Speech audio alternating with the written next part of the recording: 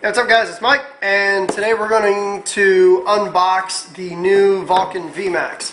Now I kind of got already a little bit of a head start because I was really excited when this first came in, so I already put in the batteries and stuff. From what I can gather so far, this looks like this is going to be a really nice alternative to people who don't like the size and the capacity of the Pinocchio. So as you can see, it's definitely a noticeably smaller. Let me stand them both up on the table here. There we go. As you can see, it's noticeably a smaller profile than the Pinocchio. Obviously, you're going to hold a lot less paint, but a lot of people say, you know, the Pinocchio is too big for my playing style. So the VMax may be a good alternative to those that like the Pinocchio because it uses a lot of the same parts. Not a bad box. Comes with a nice color manual. Very simple. There's not much to this at all. Let's go ahead and I'm going to take it apart really quick while I've got you on the phone. Got the camera here close by. Now I notice if you try to bend it if you put your finger here and try to snap the lid open, for some reason it's hard to do it, but if you don't put your finger there and just hit it from the bottom, it opens up.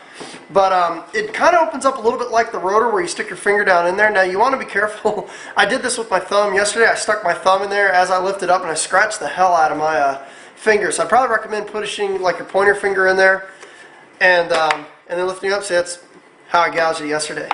But as you can see, I was shooting paint through this yesterday, but it's very similar to kind of how the rotor comes apart, you know, with the little back tab here, plus you've got the floor plate, and then you've got this little, and then you've got a pivot screw here, and you just turn that little piece of plastic over, and the bottom comes out. So inside here, it's very similar to the Pinocchio in terms of the prop. You know, the Pinocchio uses a prop. Let me pull the, you know, as you look inside there, you can see the Pinocchio prop, and this uses a pretty close design to the Pinocchio prop. And instead of a bend sensor, it's got a little wheel in there.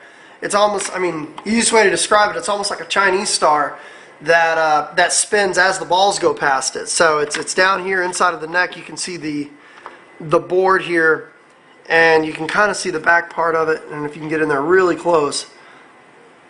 But if you can see, there it is. Yeah, you can see it's kind of like a Chinese star that spins every time a ball goes past it. So that's how it works. Instead of the bend sensor, it's just got that little wheel that every time a ball goes past it turns on. Now you hold the button and it turns on. And then they did do something kind of cool as opposed to the Pinocchio. If you tap it on, tap it off. If you want to prime it, you can tap it and then it'll spin once, and then to shut it off, you just hold it for about 2 seconds and then it shuts off on its own. But like the Pinocchio, when A&S Gear did their unboxing video, a lot of people were commenting about, oh, you're going to have to prime it, or you're going to have to prime it. Not really. I noticed that not even with my Pinocchio I have to prime it. It rarely does it happen every once in a while, yeah, but most of the time it doesn't happen. I mean, you're talking about 1 out of every maybe 500 reloads do I ever have to worry about priming it. But most of the time, if you load it and it's empty, a ball is going to roll through there and it's going to prime itself. But all the times I was using it in the backyard, I never had to prime it myself. So let's go ahead and put the floor plate back into place. And let's go ahead and snap the top piece on. Now it's got a little catch up at the front. You just slide it back. You line it all up and it should snap into place. There it goes. And there you go. So let's go ahead and put it on the top of my GO2 and we'll shoot it in the backyard and we'll test out this test out the loader and see how it does and whether or not we need to prime it when we run out of paint. So let's go into the backyard. Okay, now what we're going to do is the loader is completely empty. As you can see, there's nothing in here. So let's test. As you can see, it's on. I'll show you, you don't have to prime this thing if you pour paint into it. So you can hear it, it's spun on its own. And let me set this pod down. I turned off the rate of fire cap on the GO2. I know a lot of people are going, well, how fast is it? So let's find out.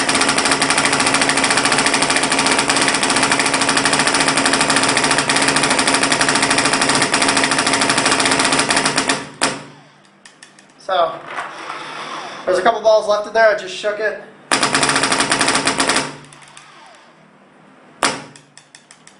There we go. So we shot it completely empty, and now what we're going to do this time is I'm just going to pour just a little bit in there, just so you can see You can hear it, it already primed itself.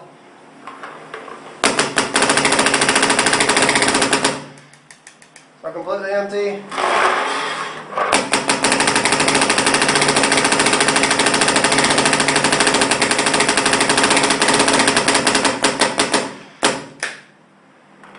We'll do one more pod here.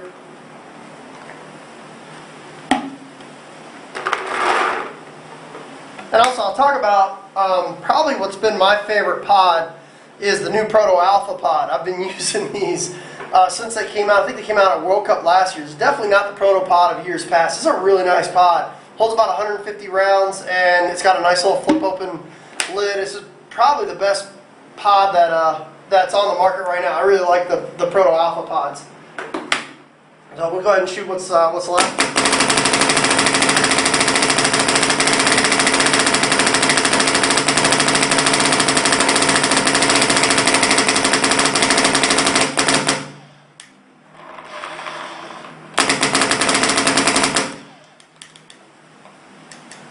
There you go. So we have one left. Oh, one more. There we go. So you can see it. I mean, it looks great on the gun. A little bit smaller than the Pinocchio, functions almost exactly like the Pinocchio. I mean, obviously you're not going to have the high rate of fire that you would with the Prophecy or the Rotor, just because it's basically on how the prop works and stuff like that. But I mean, that's a real nice small profile. Runs off of two 9-volts. It's definitely a nice lightweight loader. Kind of the look of it is kind of a blend between the Rotor. It's kind of like a Rotor shell with Pinocchio internals. So I definitely do expect to see the same type of battery efficiency out of the Valken as I do out of the Pinocchio. So it basically looks like it functions exactly the same. So I'll start reviewing this. I'll be using this for the next few weeks, and then we'll put a opinion video up, and I'll let you guys know what I think.